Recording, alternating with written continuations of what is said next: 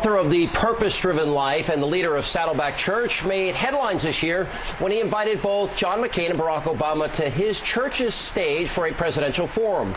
Now, even though the election is over, he remains involved in national issues. And just today, Pastor Warren spent the day spreading his message of hope during our tough economic downturn. And for the first time since the election, Pastor Rick Warren, he joins us back on Hannity and Colmes. Pastor, good to see you, my friend.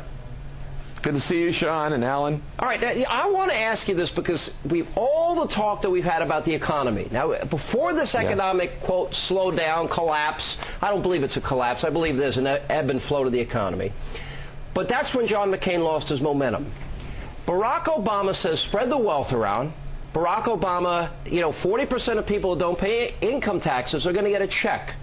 That to me is welfare. So with your message of Christianity, and you always want to help people, should it be coerced like that by the government, or is that destroy, I believe, wealth creation? Yeah. Well, that's the answer to getting us out of this economic crisis, no doubt about, is wealth creation, Sean. We tend to go to one of the two extremes. The pendulum goes back and forth. America tends to have an economic crisis about every 20 years. In the 1930s, we decided that markets didn't work and we needed big government. And then in the 70s, we decided that government didn't work, we needed free markets. And now we see this trend going back the other way. But the truth is, there are two pendulums. On one side is what I call wealth monopolization, which is some of the excesses of Wall Street.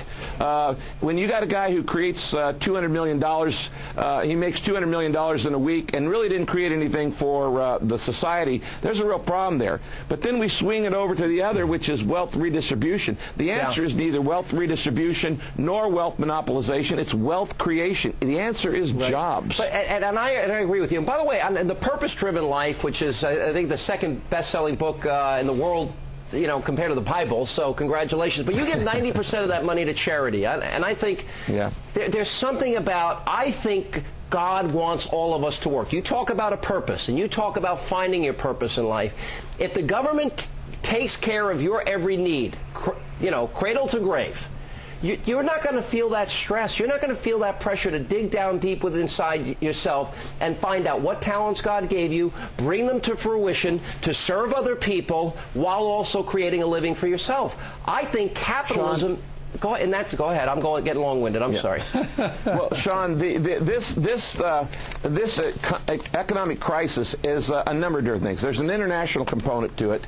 There's an economic, financial component to it. There's a personal and social component, and there's a spiritual component to it. One of the big components that people don't talk about is America has given up on the idea of living within its means. Well, go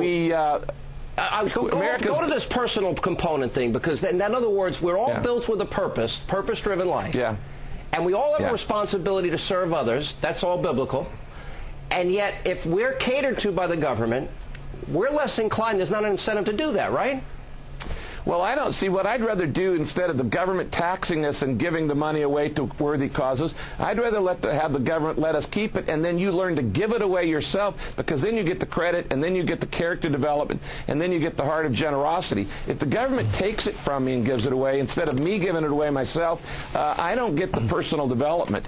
What we need to go back to today are these issues. Hi, Alan. Look, I want to ask you about a couple other things. We've covered a lot of ground here, but I was reading where some members of your congregation were very disappointed, in particular a gay member of your congregation, that you had come out in favor of Proposition 8. She said, what do I do? Do I go inside the congregation, or do I stand outside the Saddleback Church and protest? And she was conflicted about that. So I'm kind of curious, because you normally have not taken strong political positions.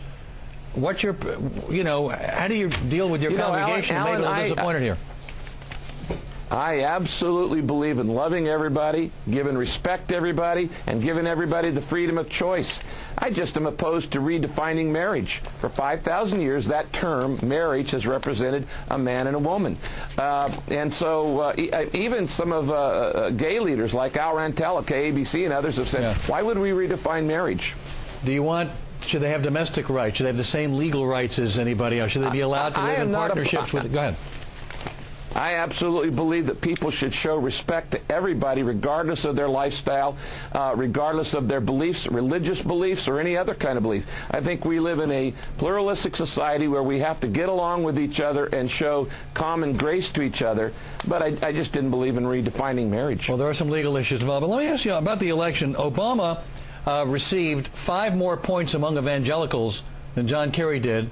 And, you know, in the past, it's been about abortion and gay rights, as we just talked about.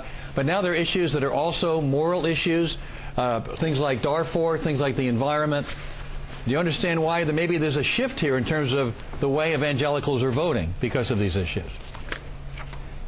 Actually, I think, Alan, in this particular election, the economy trumped literally everything else. People were worried about the bread and butter issues, and there are many people who would disagree with now President-elect Obama on some of his the social issue things, who did choose to vote for him simply because he was actually campaigning like Reagan. We're going to give 95% of America a tax cut. That didn't sound like a traditional Democrat. Well, that may have helped him. Do you think your forum with both candidates had any effect on what happened during this election? I don't know. That's a nice answer. I'm gonna keep my day job, but I sure enjoy doing it. As I told you, they're both good friends of mine. They're as opposite as night and day, but I happen to like them both. Yeah, but did you see a shift in the way people are voting based on current events, whether it's the economy or some of the other issues we mentioned? Are evangelicals changing the way they're voting in America? I don't think evangelicals have changed on any of their core issues at all.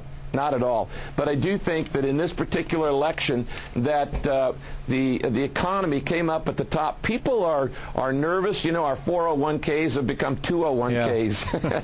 Yeah. And they're saying, what are we going to do about this? Pastor, we always appreciate having you on. Thank you so much for your time tonight. Thank you, Pastor.